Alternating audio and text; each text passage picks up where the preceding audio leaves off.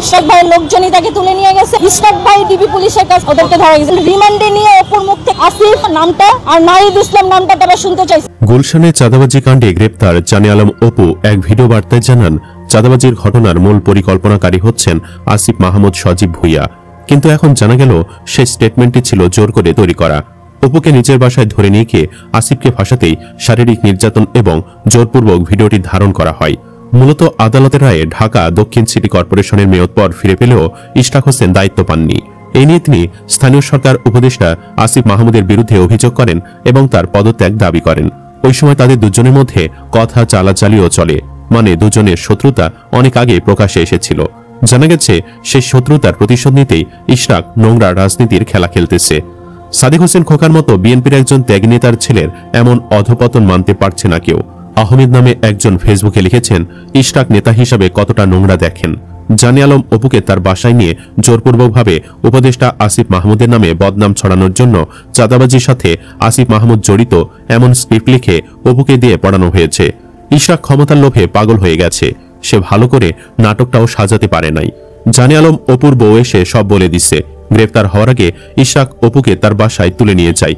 অনেকে দাবি করেছেন অপু আসিফের নির্দেশে নয়, বরং ইশরাকের নির্দেশেই চাঁদাবাজি করতেন। ইশরাক নিজের অপকর্ম ঢাকা এবং আসিফকে ফাঁসিয়ে দেওয়া দুইটি কাজ একসাথে করতেই অপু অপহরণ করে স্টেটমেন্ট নিয়ে এরপর তাকে পুলিশ দিয়ে ধরিয়ে দেন। আজহা নামে একজন লিখেছেন, আসিফ মাহমুদকে ফাঁসাতে যে নিজেই ফেসে যাচ্ছে স্বঘোষিত মেয়র ইশরাক। জানে আলম অপুর স্ত্রীর সূত্রমতে অপু গ্রেফতারের পূর্বে ইশরাকের বাসায় ছিল। সেখানে তাকে মারধর নির্যাতন করে জোরপূর্বক ভিডিও স্টেটমেন্ট নেওয়া হয়। ইশরাক তাকে ডেকে নিয়ে গেলে সে অত্যন্ত উৎসাহের সাথে যায় এবং প্রতি মুহূর্তে ছবি তুলে তার ওয়াইফের কাছে পাঠায়। ইশরাক তার বাসার দ্বিতীয় তলা থেকে অপুকে খুব সম্ভবত ভিডিও কল দেয়। ভিডিও স্টেটমেন্ট নেওয়ার পরবর্তীতে তাকে পুলিশের কাছে সোপর্দ করা হয়।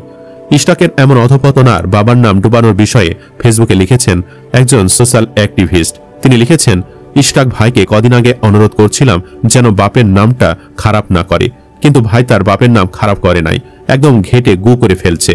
একটা সময় বিএনপি বিরোধীরাও আপনাকে পছন্দ করত জুলাই পূর্ববর্তী সময়ে শক্ত অবস্থানের জন্য, কিন্তু যখন সময় পলিটিক্যাল ফেমের প্রাইমে ওঠার তখন আপনার মাথায় কিসের যেন ভূত চাপলো, আপনি মেয়র হবেন। প্রশাসনের মার প্যাচে পড়ে তা হতে পারলেন না, দোষ দিলেন আসিফকে। প্রতিশোধ নিতে ভুয়া নাটক সাজিয়ে শেষে নিজেই ফেসে গেলেন। নেড়া দুইবার বেলতলায় যায় না, কিন্তু ইশরাক যায়। একবার ধরা খেয়ে শিক্ষা হলো না, সেম নাটক আবার সাজালেন। এবারও এক্সপোজ হলেন। লজ্জা শরম বাজারে কিনতে পাওয়া গেলে আপনাকে আমি কিনে দিয়ে আসতাম। ইশরাকের মতো নেতারা ক্ষমতায় গেলে দেশের অবস্থা কতটা ভয়াবহ হবে সেটি কল্পনা করেছেন হৃদয় খান নামে একজন ফেসবুক ব্যবহারকারী। তিনি লিখেছেন, জনতার মেয়র ইশরাক কট, সে যা করেছে তা অবর্ণনীয়। এইটাই জনতার মেয়রের চিত্র। পুরো দেশের পুলিশ বাহিনী চলছে তাদের নির্দেশে। নির্বাচনের আগে বিএনপি নেতাকর্মীদের যা অবস্থা, আর যদি তারা ক্ষমতায় যেতে পারে তবে কি হবে তা তো বোঝাই যায়। এখন দেখার বিষয় হলো বিএনপির চেয়ারপারসন জনাব তারেক রহমান তার দলের ভাবমূর্তি ক্ষুণ্ণ করার জন্য জনতার মেথর ইশরাক সাহেবকে শাস্তির আওতায় আনেন কিনা। সাধারণ মানুষ এটা দেখতে চায়। সোহেল তাজ কিছু কথা বলেছিলেন যে বাংলাদেশটা হচ্ছে একটা বুফেট টেবিল, যখন যারা ক্ষমতায় থাকবে তখন তারা তাদের ইচ্ছামতো লুটে পুটে খাবে। সবশেষে বলতে চাই, নৌকা আর ধানের শীষ দুই সাপের একই বিষ। এদিকে জানে আলম অপু যে আসিফকে ফাঁসিয়েছিলেন সেটিরও কোনো প্রমাণ মেলেনি। বাংলাদেশ গণতান্ত্রিক ছাত্র সংসদের বহিষ্কৃত যুগ্ম আহ্বায়ক জানে আলম অপুর সঙ্গে 2024 সালে 5 আগস্টের পর আর কোনো যোগাযোগ হয়নি বলে জানিয়েছেন স্থানীয় সরকার, পল্লী উন্নয়ন ও সমবায় মন্ত্রণালয় এবং যুব ও ক্রীড়া উপদেষ্টা আসিফ মাহমুদ সজীব ভুইয়া। এদিকে অপর এক প্রশ্নের জবাবে আসিফ মাহমুদ জানান, কাজ শেষ হতে দেরি হলে ভোররাতে রাজধানীর পূর্বাচলের নীলা মার্কেটে হাঁসের মাংস খেতে যান তিনি। তবে বেশি ভোরে নীলা মার্কেট বন্ধ থাকলে গুলশানের ওয়েস্টিনে যান। গুলশানে চাঁদা আদায়ের ঘটনায় উপদেষ্টা আসিফ মাহমুদ সজীব ভুইয়ার নাম জড়ানো নিয়ে সচিবালয় সাংবাদিকদের প্রশ্নের জবাবে তিনি বলেন, বিষয়টা এখনো যেহেতু তদন্তাধীন আছে, অনুসন্ধান চলছে, তাই মন্তব্য করা উচিত না।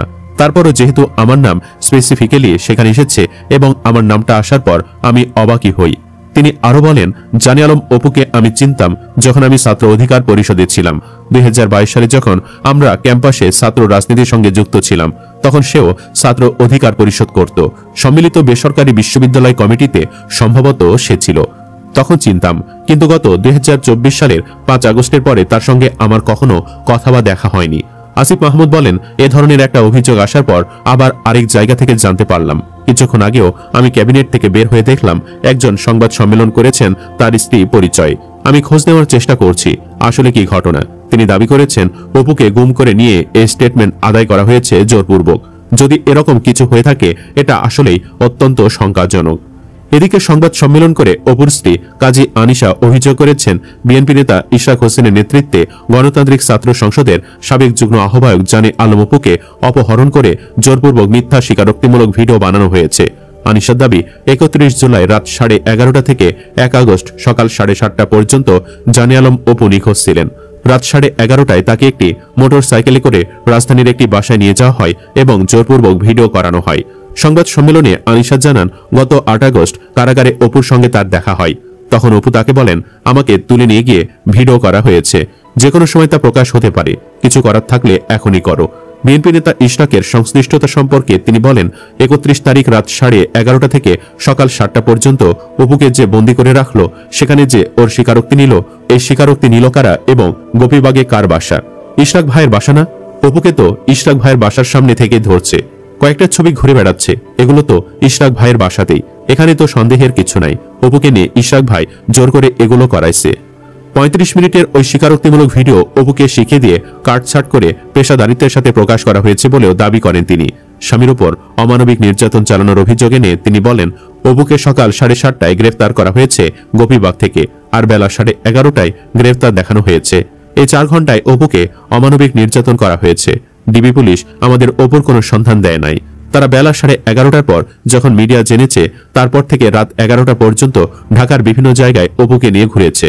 তারা অপুকে 24 ঘন্টার মধ্যেও কোর্টে ওঠায় নাই। 6 আগস্ট রিমান্ডের পর আদালতে 164 ধারায় জবানবন্দি দেওয়া হলেও সেখানে অপু কোনো ব্যক্তির নাম স্বীকার করেননি বলেও জানান তার স্ত্রী। এই ঘটনাকে সাজানো পরিকল্পনা উল্লেখ করে তার স্ত্রী বলেন, অপু জানত না পরের ঘটনা কি হবে, পরে চাঁদাবাজির ঘটনা ঘটবে কিনা। এটা পুরোটাই একটা প্ল্যান ছিল। সমন্বয়ক বা এনসিপি নেতাদের দাবিয়ে রাখার জন্য একটা নির্দিষ্ট দল ওদের পেছনে লেগে আছে, কারণ ওদের ব্যবহার করে অনেক বড় একটা স্বার্থ সিদ্ধি করতে পারে। প্রতিটি দল তাদের বিরুদ্ধে কথাবার্তা লিখে তাদের দাবি রাখতে নিজেদের স্বার্থ হাসিল করতে পারে। সে উদ্দেশ্যে অপুকে ফাঁসানো হয়েছে। ওই বাসায় অপুকে ডেকে নিয়ে যাওয়া হয়েছে। অপুরা নিজে থেকে শামীম আহমেদের বাসায় যায় নাই। তিনি আরো বলেন, আমি বলবো অপু পুরোপুরি মিডিয়া ট্রায়ালের শিকার হয়েছে। রিমান্ডে 2000 পুলিশ হত্যা মামলায় অপুর নাম ঢোকানোর ভয় দেখিয়ে তাকে ব্ল্যাকমেইল করা হয়েছে। আমাদের স্বামী স্ত্রীর ব্যক্তিগত ছবি ভিডিও দিয়েও পুলিশ ব্ল্যাকমেইল করার হুমকি দিয়েছে। অপুকে 4 দিন রিমান্ডে নিয়েছে একটা নাম বের করার জন্য। এভাবে যে কেউ তা স্বীকার করতে রাজি হয়ে যাবে।